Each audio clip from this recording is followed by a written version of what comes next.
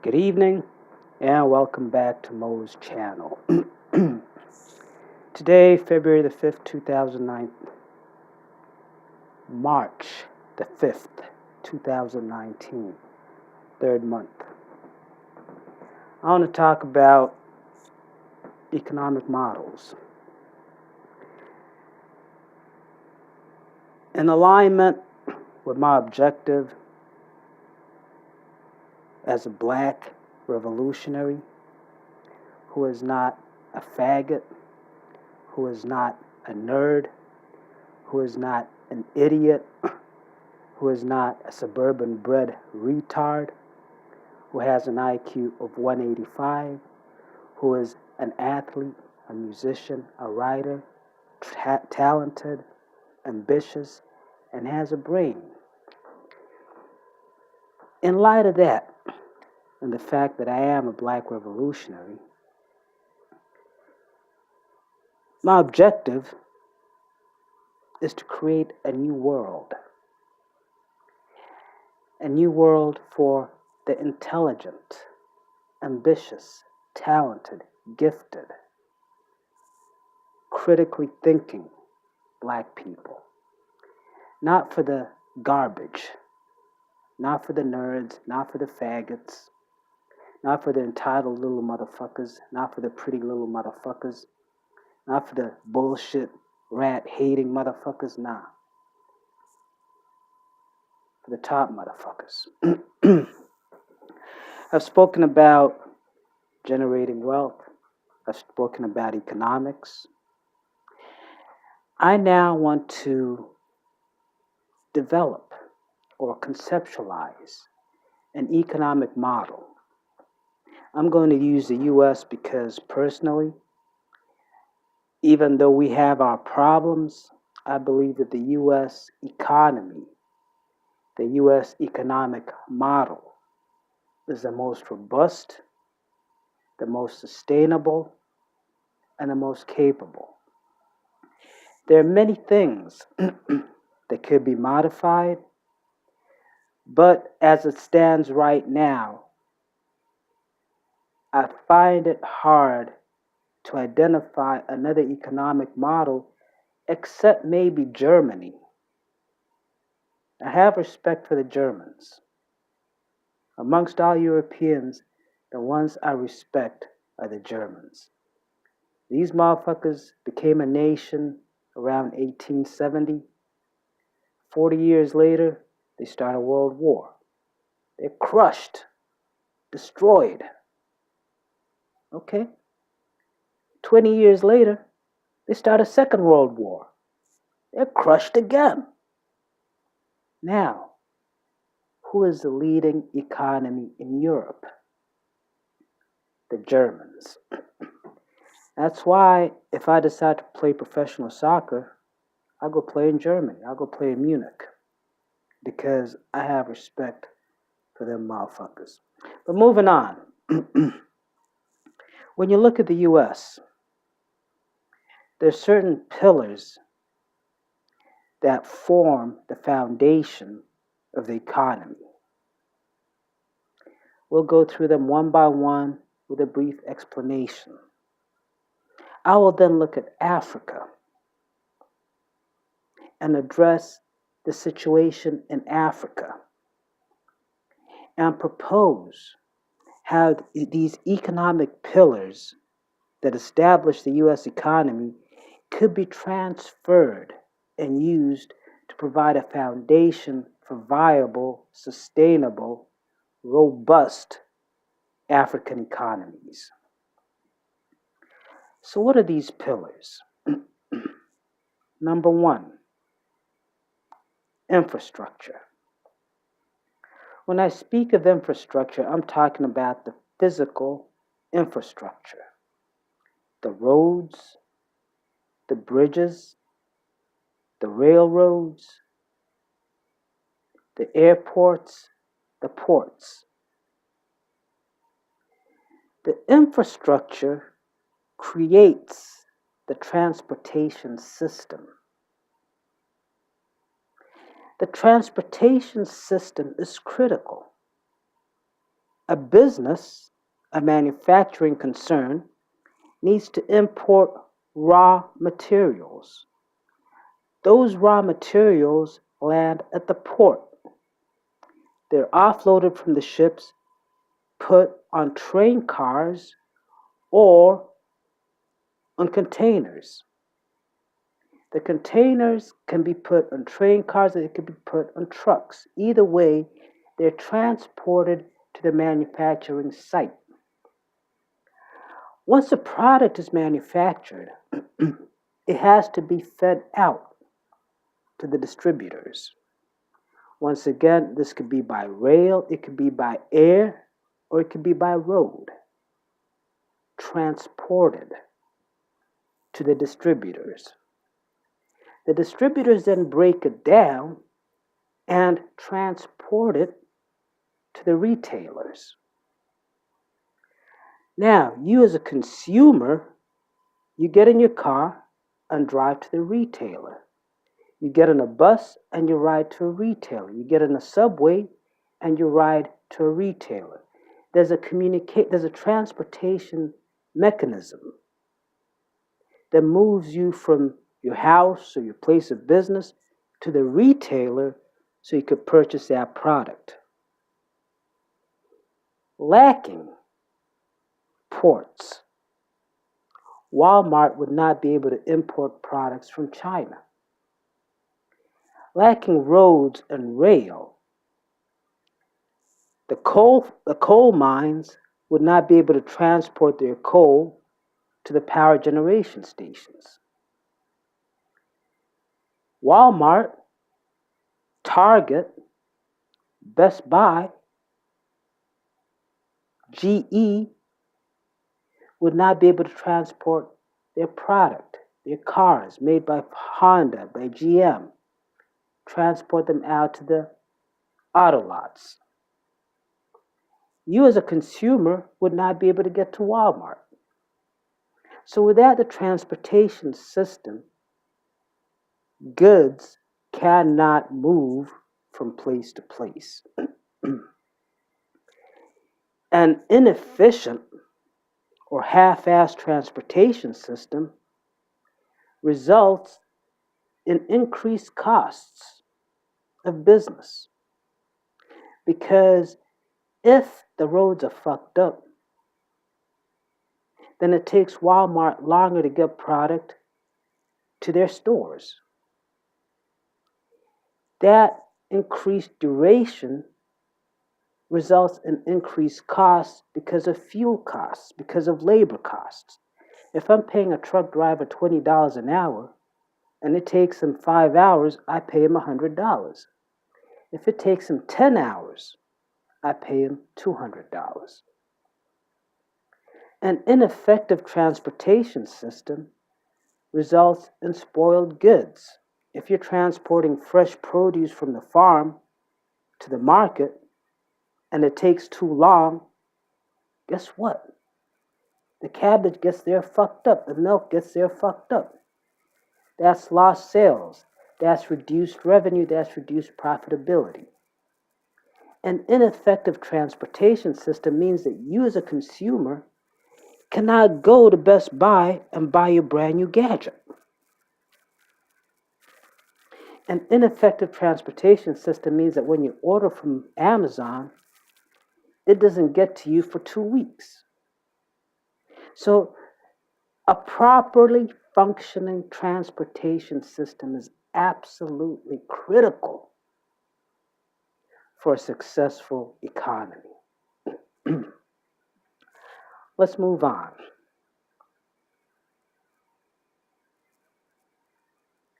You have your energy system. Now, I'm not going to get into the global warming arguments, carbon taxes, just fuck that. You have energy. Energy powers your lights. Energy powers your smartphone. Energy powers your computer. Energy powers the computers at the factory, the computers at the retail store, the computers at the distribution facilities. Energy powers the buses, the cars, the trucks, trains, the planes, the ships. So without energy, the economy cannot function. Well, it could. It could. You could go back to horse-drawn carriages and walking around with lanterns and candles and shit, but it's your choice. Fuck that. I like it the way it is. So energy. Now, energy must be sourced. Energy must be processed, and energy must be distributed. If you import 50 million gallons of gas, not really, you import crude and then you refine that crude to create gas. But for simplicity's sake, you import 50 million barrels of gas and it's sitting at the port in Long Beach and you can't get it out to the gas stations. It does you no good.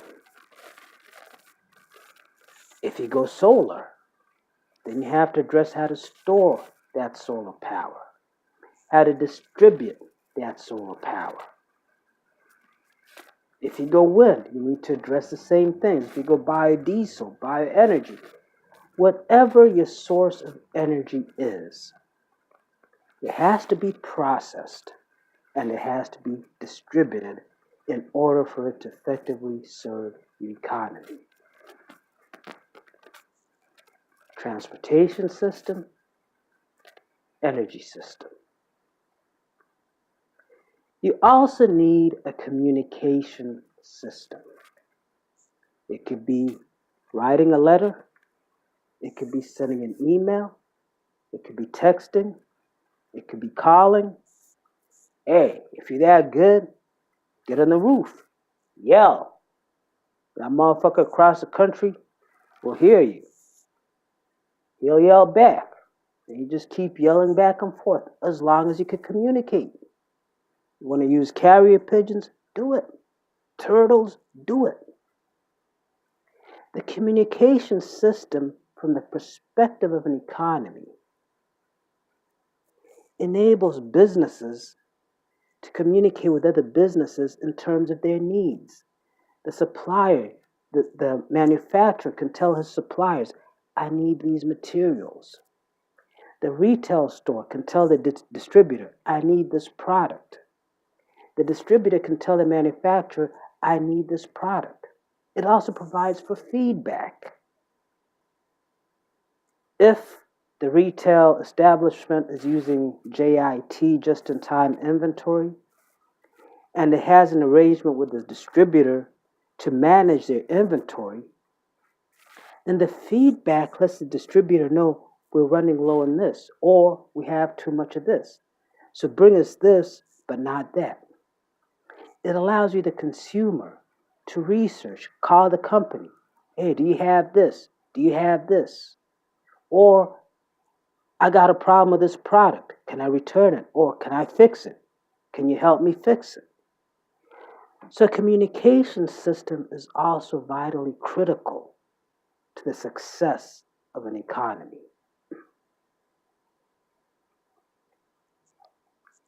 Lemon moonshine does a body good.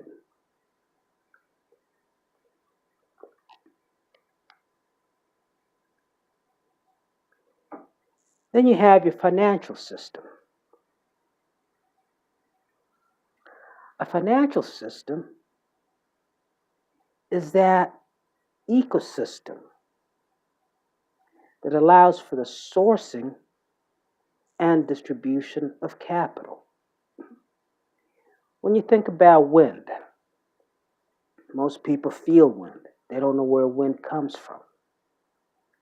In the air, in the atmosphere, you have areas of high pressure, high atmospheric pressure, and areas of low atmospheric pressure. The areas that have high atmospheric pressure push the air away into areas with low atmospheric pressure. That's how you get wind. I won't go into wind currents, I won't go into ocean currents because those are patterns that are established. through which air and water moves. Think of it as a river of air, a river of water. Go study geography, you'll come to know about that. So, in an economic ecosystem, you have people that have surplus cash. You have people that have excess disposable income.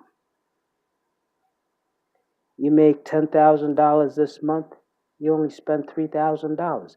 You have $7,000 surplus cash that you're not using right away. You take it to the bank, deposit it. The bank takes that money and lends it to a business because a business is in need of that cash right away. You don't need it right now, the business needs it right now. That is what the financial system does.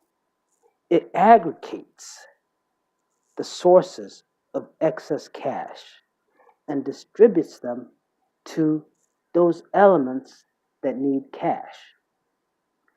Within the financial system, you have the banks, commercial banks, mortgage banks, investment banks. You have the exchanges, the stock exchanges. And within there, I'll plug in the debt exchanges.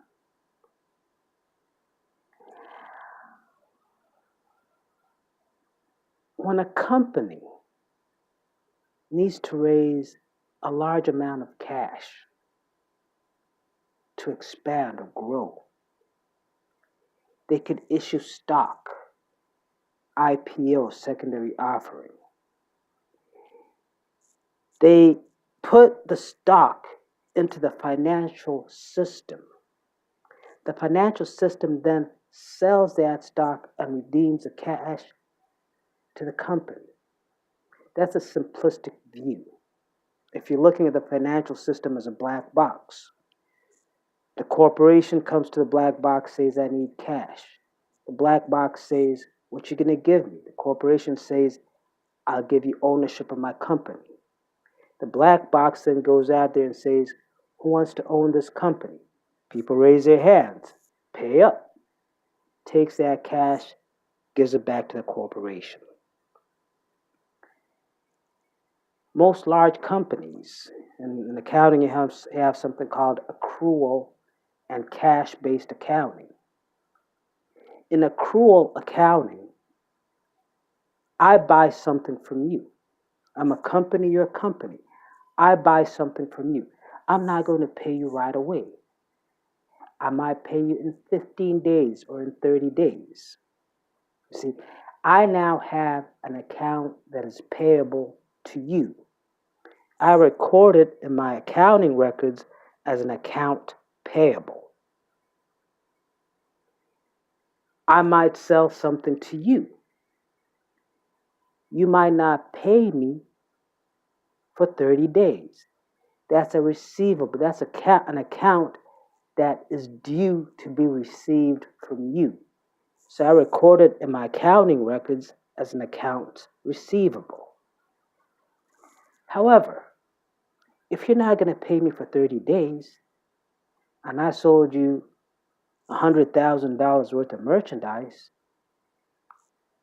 I need to pay my employees. I can't tell them, hey, look, you'll get your check in 30 days. I need to pay my utilities. I can't call the electric company and tell them, hey, I'll pay you in 30 days. I need to pay my phone bill. These are short-term liabilities. So in accounting, you have long-term liabilities and short-term liabilities. Short-term liabilities generally become mature within 1 year.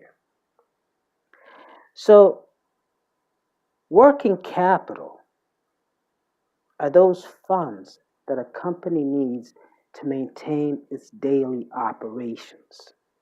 If you're a retail establishment, you need to pay your workers, you need to pay your rent, you need to pay your utilities. If you're a law firm, you need to pay your rent, you need to pay utilities, you need to pay your lawyers. So you need working capital. What a lot of large, well-established corporations will do, they'll establish a line of credit with a bank, and that line of credit will provide their working capital. Once I've collected on all my payables, then I pay that off and roll it over for the next month. So I'm using that to fund my operations, knowing that I have the money coming in, I just don't have it in hand yet. That's a financial system. A company might have a long range objective. I'm a manufacturing plant. I want to build 2 more plants. They're going to cost me half a billion dollars apiece. I don't have that money, but I know the market's out there. So if I build these plants, I know I'll make that money. I go to the debt markets and I issue debt, corporate debt. I owe you, you give me the money today, I build my plants, I'll pay you off a little bit each month, each year in interest. After 10 years, 20 years, 30 years, here's your $1 billion. See you later. So the financial system allows corporations to access funds. It also allows corporations to invest their excess funds, their excess cash. As a consumer, you go to a car dealer. Oh, I love that car. How much is it? $40,000. Damn, I ain't got $40,000 on me. Tell you what, give me $4,000 down. I'll let you have it. You pay it off. So as a consumer, you go to the financial system to borrow money, to buy a car, to buy a house, to pay for your college education. As a consumer, you also contribute to the financial system through your savings, through investments, whether through mutual funds, money market accounts, hedge funds, or direct investing. The financial system therefore serves as a clearinghouse for all the finances within the economy. And that collecting and pushing out is what enables an economy to grow and prosper.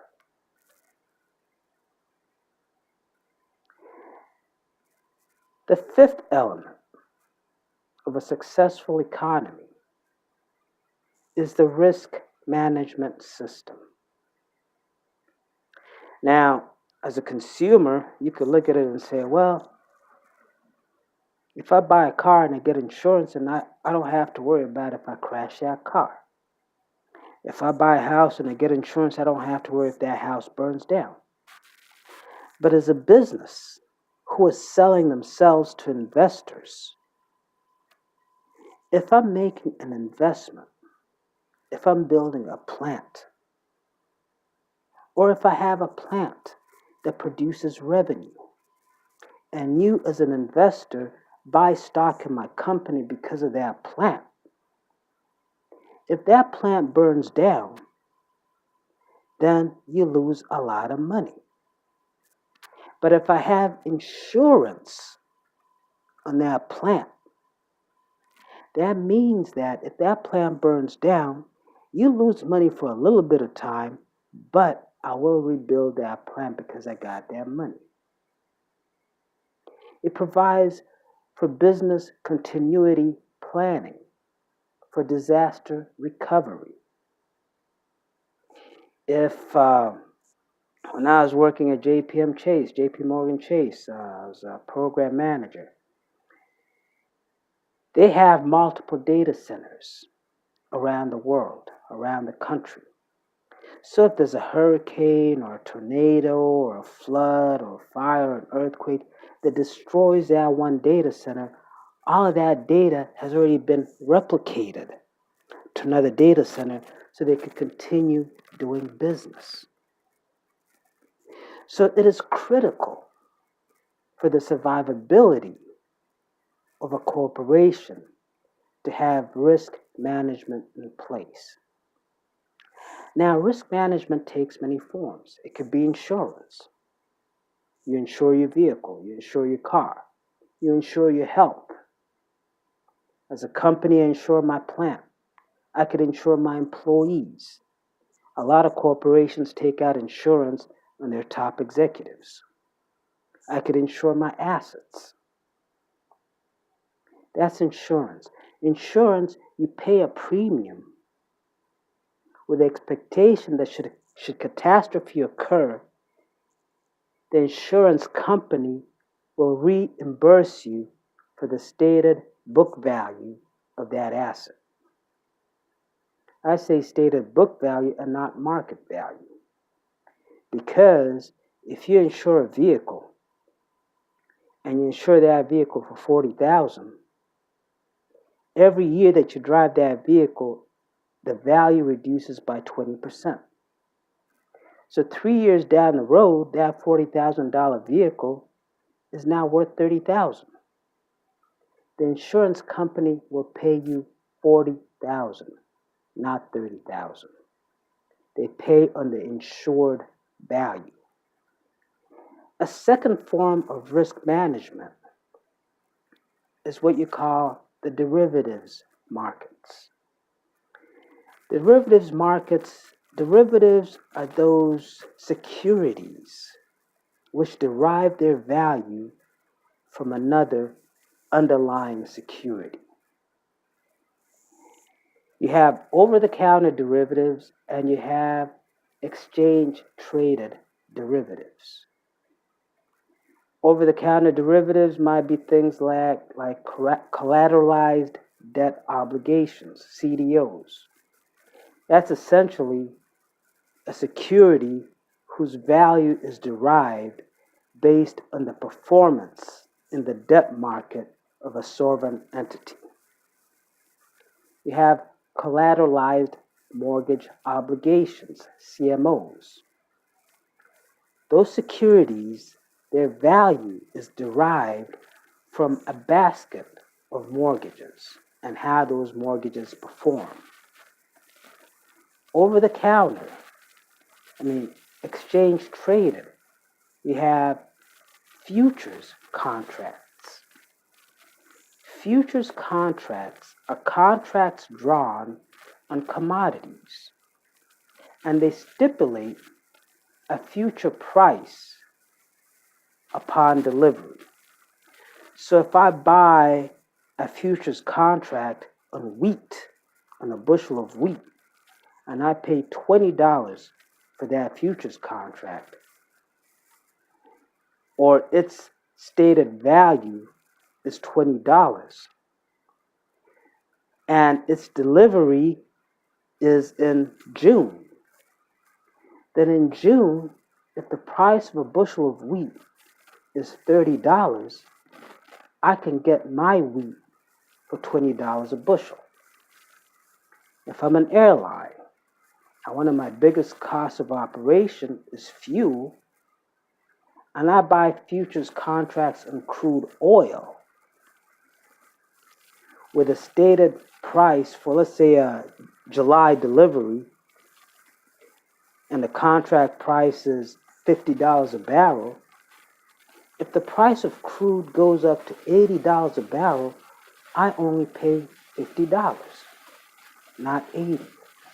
So if I'm an airline, I could better manage, or if I'm a company, I could better budget and forecast my future expenses by using futures or options contracts. An option. You have options in futures, you have options in stocks. An option derives its value based on the underlying stock or futures contract. And like its name states, an option gives you the option to buy or sell. So you have the right to buy or sell. You don't have to. You can choose not to exercise your option. If I'm a mutual fund and I have 100 shares of each stock that is part of the S&P 500, I have 100 shares of each of those stocks in my portfolio that I'm managing. I could protect myself against adverse movement in any or all of those stocks by buying a put option on the S&P 500 futures contract, or buying a put option in the E-mini Spider, which is an S&P 500 ETF, exchange traded fund. If my stocks go up, I'm good. I don't have to exercise my put. If they go down, then I could exercise my put and limit my losses. So I manage risk. A farmer can manage his risk by buying or selling futures contracts, or even options on futures contracts. A hedge fund manager, a mutual fund manager, or even an individual stock investor who has a portfolio of diversified stocks can manage and limit their risk by using options on stocks. So that's the risk management system. The final element of a successful economy is the legal system. Most of us consumers, when we hear about the legal system, we picture ourselves standing in front of a judge. Were you going 55 miles per hour in a 35 mile per hour zone? No, sir, not guilty. Or prosecutor might come there and say, okay, I'll give you a $50 fine, blah, blah, blah. No points in your license. Or no contest. Or you're charged with murder, or you're charged with spousal abuse, or you're charged with robbery. That's criminal court. Then you have civil law. So that's criminal law. Then you have civil law. Civil law is, you stole my banana, I'm going to sue you. I'm going to take you to court. I want my banana back. Yeah, give me my banana back, give me $50, because that banana, King Kong gave me that banana. That is a special banana. So either give me $50, give me my banana back, or we go into court. That's civil court. That's civil law. It deals with those issues which are not criminal and not corporate. Let's leave it at that. Then you have corporate law. A lot of corporate law centers around compliance to regulations and contracts. Now, I limit it to that because you could say, well, how about corporate finance? How about mergers and acquisitions? How about IPOs? How about debt issuance? Yes, they're legal attachments to those activities, but for the most part, the investment bankers handle it. The corporate legal department does not deal with that. The key element of corporate law that enables the functioning and successful economy is contract law. What that contract does, it spells out in clear detail what I'm going to do for you, when I'm going to do it, how I'm going to do it, where I'm going to do it, why I'm doing it, and what you're going to do for me. If I do A, B, C, D, and E, and F for you, you put within this specified period of time and to these quality standards, then you owe me $10,000. If I do all of that, and you don't want to pay me my $10,000, you want to pay me $8,000, $7,000, I have that concept. I can now take you to court, and based on that concept, and based on my performance, and according to that concept, you could be found liable. Now, not only do you have to pay my $10,000, you have to pay court costs, you have to pay my lawyer's fees, and you have to pay damages. So you might end up paying $18,000 as opposed to $10,000. Contracts are one of the key enablers for people, for companies to engage in business with one another. If the U.S. didn't have the maturity level in its legal corporate establishment, a lot of business-to-business transactions would not take place. That is how critical a sound and functioning legal system is to an effective economy. Transportation system, energy system, communication system, financial system, risk management system, and legal.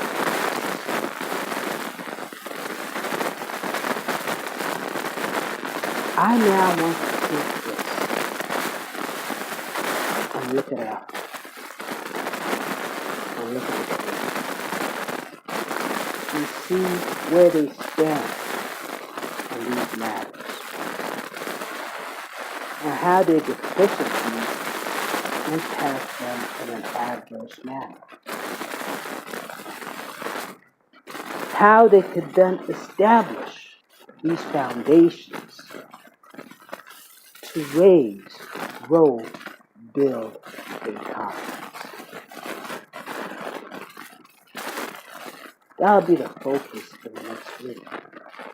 But before I get to that video, I want to state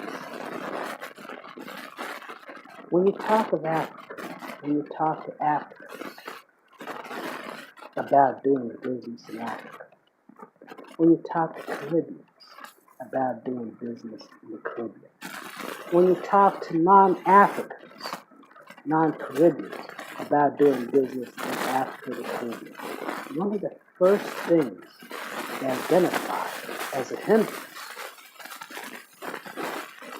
is corruption.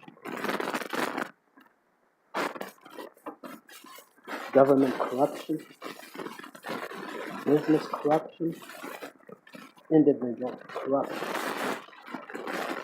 Oh, if you want to do this, you have to break someone off something.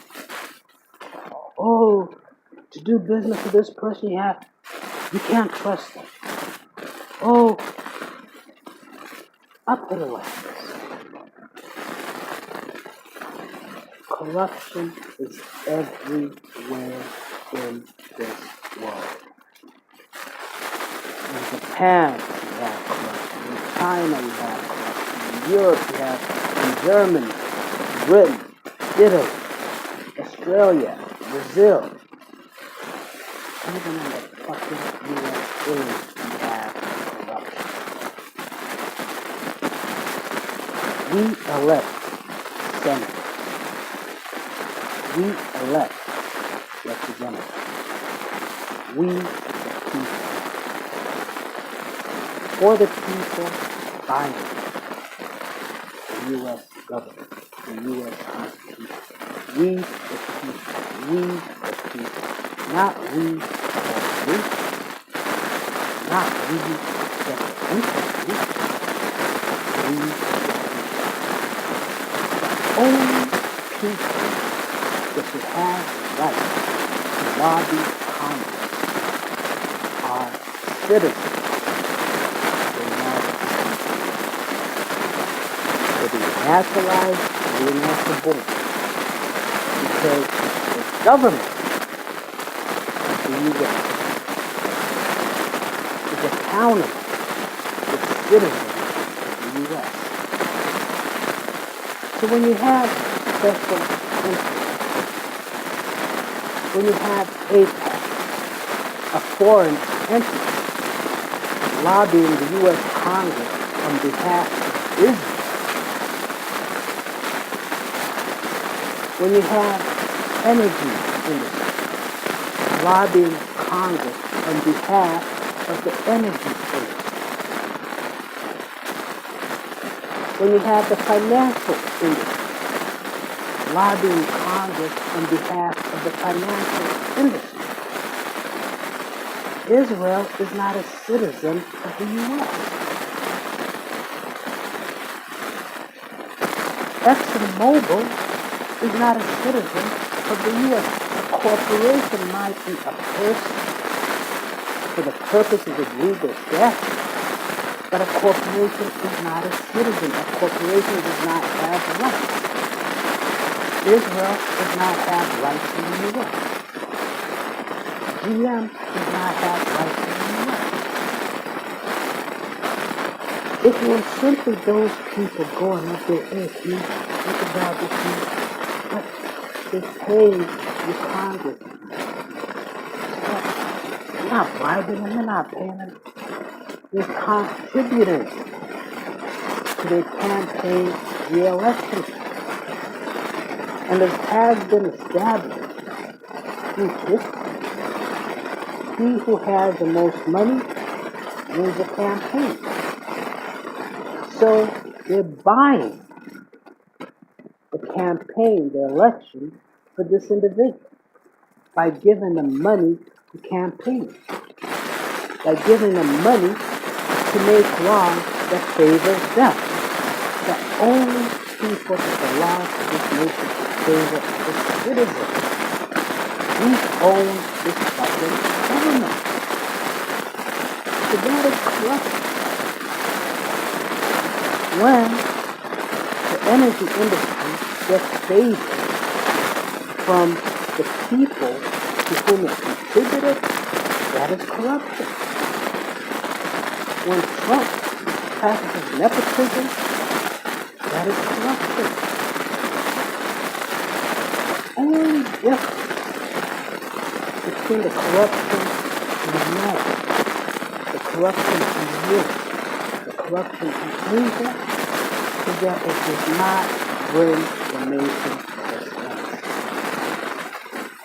That is the only difference.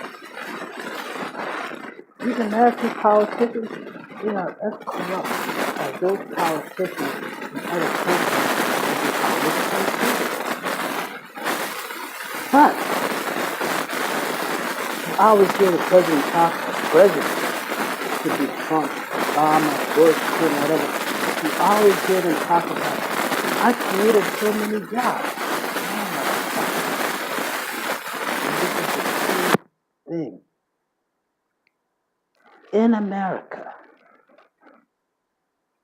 in Europe,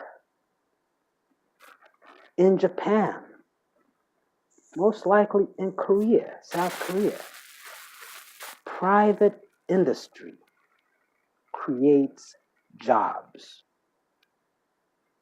So the government could be corrupt as shit as long as it does not fuck with those pillars of an economic system: transportation, finance, energy, communications, risk and legal, and business can continue to operate, then it will not drag down the economy. So corruption becomes a factor when you don't have a sound economic structure and when the government is a primary employer. When you have a sound economic infrastructure and the government is not the primary employer, then corruption has limited effect. Yes, you should weed it out. It's friction. It's a strain. It's a drain. But When you empower private enterprise, then it has limited effect, which is one problem with socialism. Because with socialism, the government now controls the economy, as in the government is now the primary employer. And hence, corruption could easily destroy that kind of economy. I will continue in the next video now that I've laid it out. In the next video, I'll now start looking at where African, Caribbean nations are in terms of the economic soundness and what can be done to bring them up to developed world status, what it would take. The key thing, and that's why I'm talking to you, the thinkers, the critical thinkers, the achievers, the independent people, the ones that don't conform to the status quo. Because if you conform to the status quo, you'd sit there and say, oh, we can't help Africa. But go back to the history of Europe. Go back to the history of America. It wasn't always like this. The U.S. had its growing pains. You understand those growing pains, then you can understand that even a fucked up nation can rise up. It takes leadership, not politicians, leadership. You take 50, 100 Kenyans, 50, 100 Ghanaians, 50, 100 Angolans, and they go down there and they set shit up and they build it out. The government could be as corrupt as they want to be. The people of that nation will prosper.